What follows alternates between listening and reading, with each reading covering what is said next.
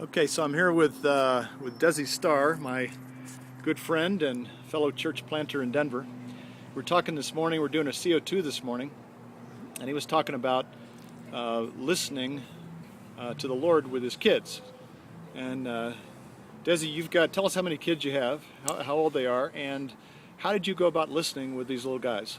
Yeah. So I have four kids.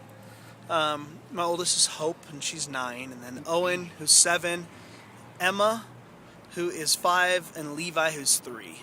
And we've been, as we've been moving more and more into really trying to have life and mission and ministry and fellowship and all those things flow out of hearing from the Lord, and really expecting that we can, like Jesus, learn to walk like Jesus did. That says that he did nothing of his own initiative, but only what the Father showed him. We've been trying to move in this, and so and one of the simple things for us has been looking at Mark Verkler's four keys, and so also John Eldridge's book on walking with God has been real helpful. But so we've been trying to live these out. My wife and I have a CO2 where we share with each other, and then we've been trying to have times of listening with our kids. And so a couple times now we've had listening where in particular my 5-year-old Emma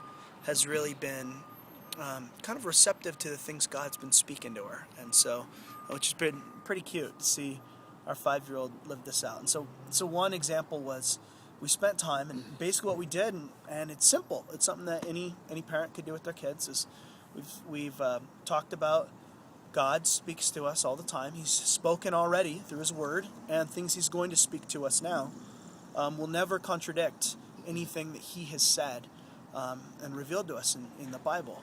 And but oftentimes in the Bible, it's more general things. We're called to make disciples, but where do we do that? Who are we supposed to invest our lives in? Where do we find that? And so we'll talk to our kids about some of those simple themes and say, we believe that God will speak to us and give us the specifics on what He's calling us to do as we listen to Him.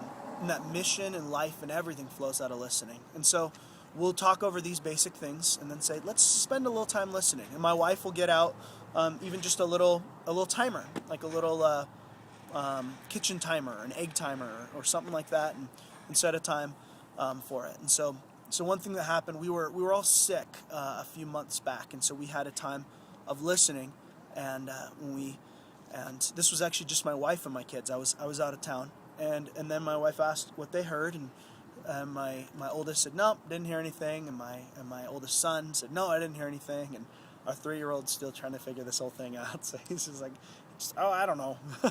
But Emma said, I think God said something to me. And so my wife said, what did He say? And she said, I think God said, Emma, you're a wonderful girl, and I'm sorry that you're sick, and I love you very much. And as my wife heard this, she said, Emma, that really sounds like the Lord to me. That does sound like the Lord. And I said, yeah, it was. And she just had that childlike faith that this is what God's speaking to her. And so my wife was able to affirm her in that, and that has led to her listening more. And so we just listened the other day, and again, Emma shared, I think God's speaking something to me. And she said, I think He just told me again that He wants me to know how much He loves me. And we said, I'm sure He does. I know He wants you to know that. And there's been other times when we've like one time my son Owen and I found $20 on the ground, and we said, what should we do? And so when we got home, we said, let's ask God what we're supposed to do with it. And as we prayed, my kids all shared the same person that they felt like God was telling us to give the money to. And so again, it was that, just, okay, if you got, I think I'm agreeing with you guys. I think God's telling us to share this, that He's just given it to us so that we can share it with this person. And so simple things, and kids are real receptive if we can be open to letting the Holy Spirit lead them. Great stuff. Thank you, Desi. Beautiful. You're welcome. Thanks, man.